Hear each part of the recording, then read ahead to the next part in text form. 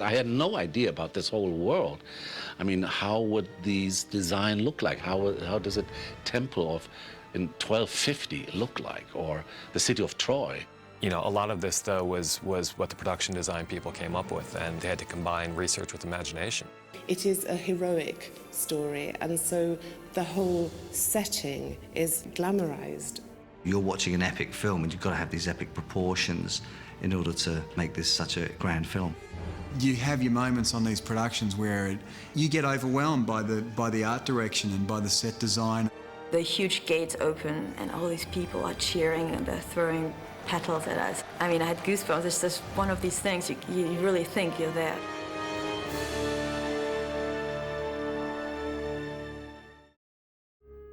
Heinrich Schliemann is a German explorer who excavated Troy in the 19th century.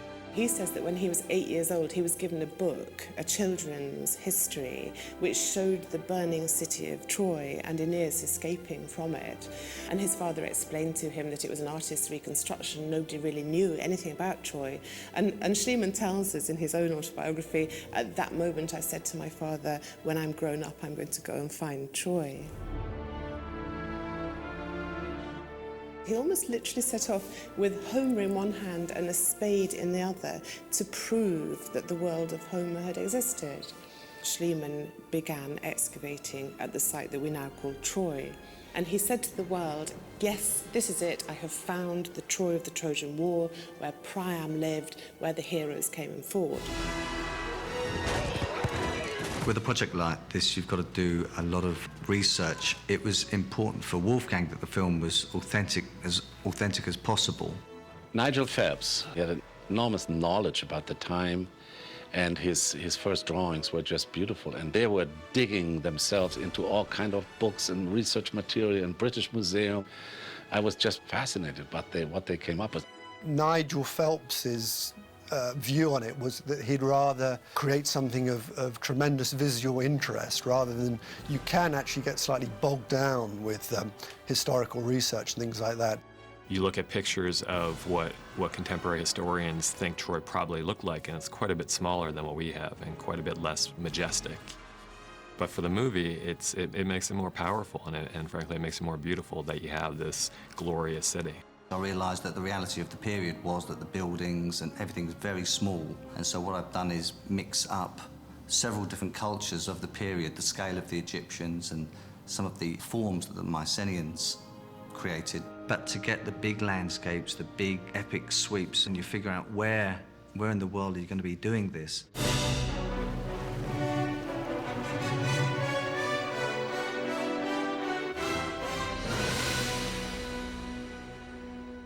We started the construction process for Troy in Malta, in the middle of the Mediterranean. A film like Troy, being an historical project, you can't get anything. You can't get props, you can't get furniture, nothing exists. So absolutely everything you see on the screen has to be designed, budgeted, created, argued over.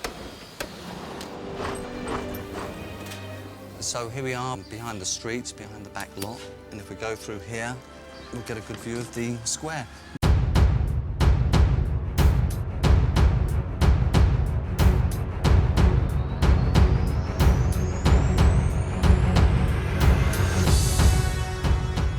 We exaggerated the scale of the city, and an example of where this historical accuracy then goes out the window is that, the largest sculpture that was found over that period was 10 feet tall, and we've got to have like 40-foot statues. We had to create our own language with the art of the place. We were combining all these different sort of cultural references. The world that we have in Troy, a more religious place as opposed to the Spartan and the Mycenaean cultures, which they don't have any art, they don't have any sculptures. We had over 115 columns. There was probably 20 different types, the largest of which were 40 feet high, and probably the smallest were about 15 foot high. The set really, apart from structure, columns, and geometrical lines, was very much about texture. We used a lot of real surfaces which existed in Malta that we took rubber molds from.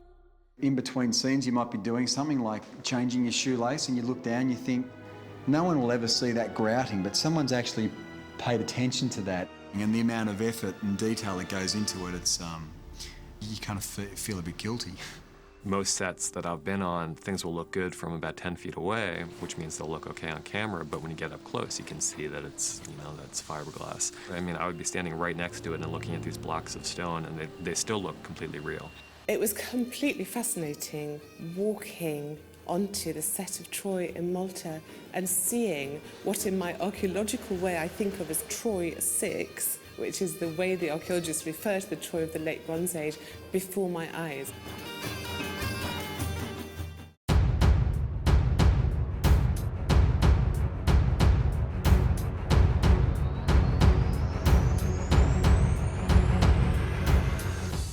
We were initially going to go to Morocco for the scale parts of the film, meaning we needed to have a very broad beach where 1,000 ships could land.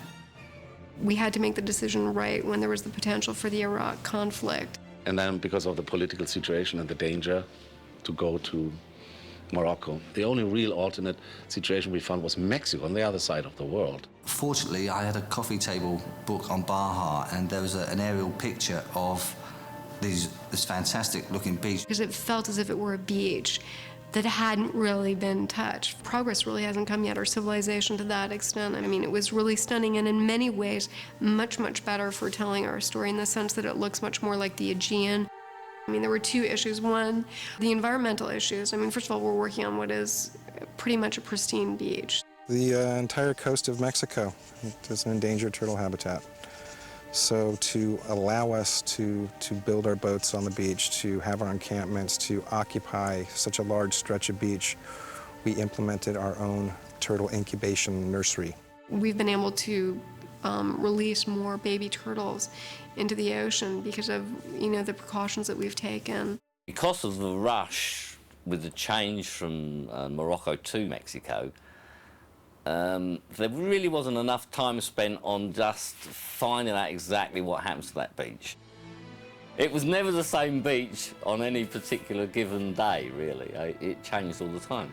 Early one morning to get down the beach straight away, and two of the ships were teetering on the edge of this 10-foot bank of sand. It was just 100 foot of the beach had washed away overnight. Logistically a nightmare, but as a location, it was fantastic.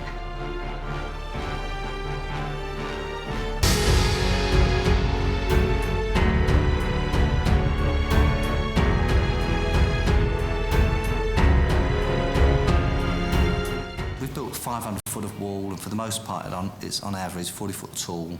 It's 60 feet in the central bit where we have the 40-foot gates.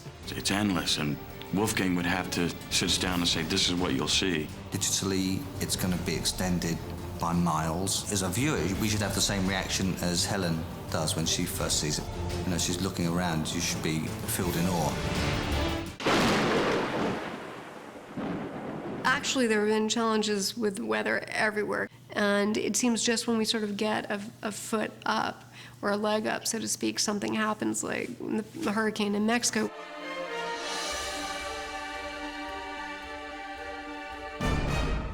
We just wrapped first unit Friday night, did some inserts on Saturday, and we were just about to shoot an additional week of second unit when Hurricane Marty blew through the Baja Peninsula and pretty much hit Cabo San Lucas directly. You can see the devastation all around you.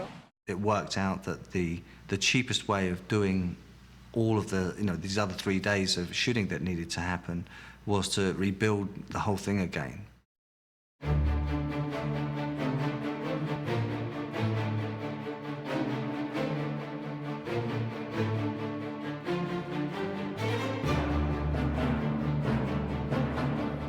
The horse was a really pivotal design challenge in the film. I think it's 12 days the Greeks had to build it. If you apply logic to it, the only building material the Greeks would have had would have been burnt ships and the vestiges of the Trojan defences that were left behind.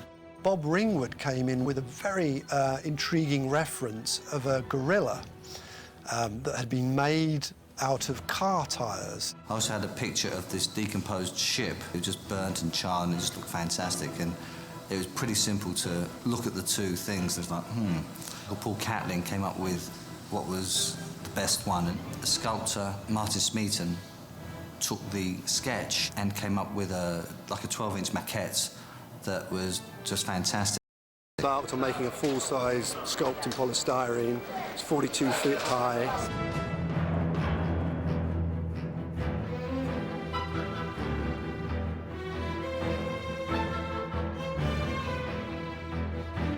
And the other thing with having this sort of informal design was that you could have lots of different doors that would open in it. The whole thing weighs about now 12 tons. One of the driving factors was the fact that it had to be dismantleable to transport from England to Malta and then take it apart again, and then from Malta to Mexico.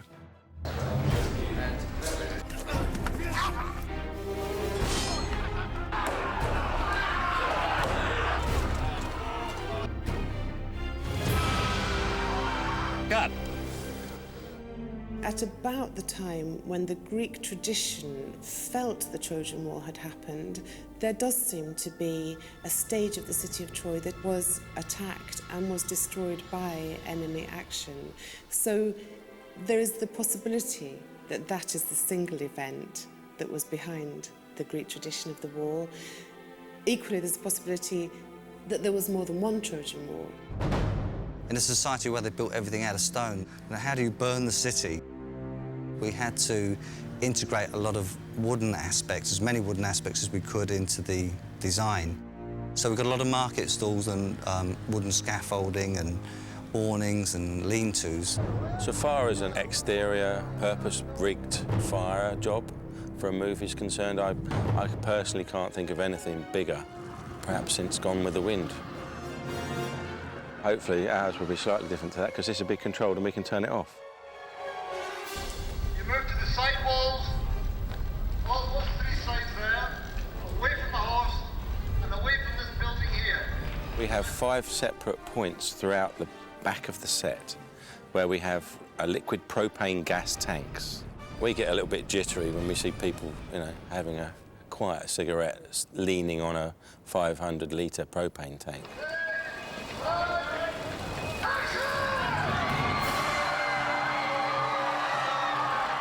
Wolfgang rolled the shot for 2-3 minutes, then it was cut, and the Maltese fireman ran in onto the set and doused it all down. I mean, it was absolutely breathtaking, the way the horse caught.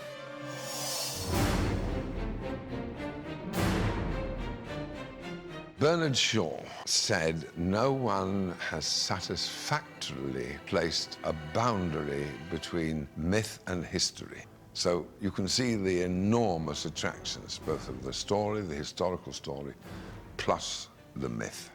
Doing a movie on this scale with these thousands of people, with these sets that were almost unheard of, to shoot that in Malta, in Mexico afterwards, and you pulled it off because of one reason: you have a fantastic project.